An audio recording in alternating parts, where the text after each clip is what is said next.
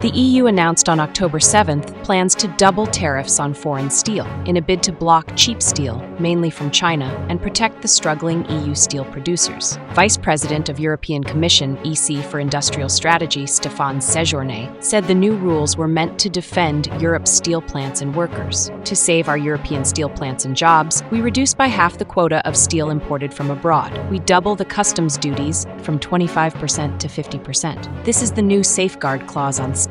This is the reindustrialization of Europe.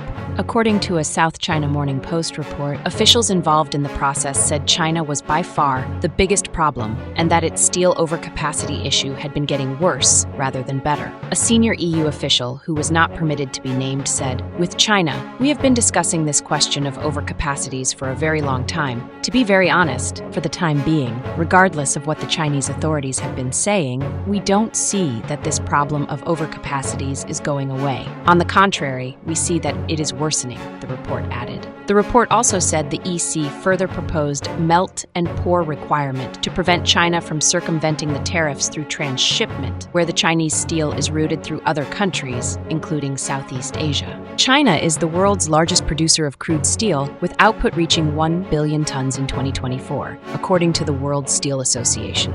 It is by far the largest net exporter. China's net exports reached 108 million tons in 2024, up 30% from 83 million tons in 2023. The products are mainly exported to the US, the EU, Mexico, and Thailand. The EU's steel industry employs about 300,000 people directly and supports an estimated 2.5 million jobs indirectly. EU's production has struggled under pressure from cheap Chinese steel products subsidized by the state, high energy costs, and lower demand. Since 2007, the EU steel industry has lost some 65 million tons of capacity and shed between 90,000 and 100,000 jobs, according to EC figures. Capacity utilization fell to 67% in 2024, well below the 80% healthy mark, and the sector posted record losses. The EU's proposal follows the US move of increasing tariffs on steel and aluminum from 25% to 50% in June to prevent China and other countries from dumping cheap steel products that undercut the US industries.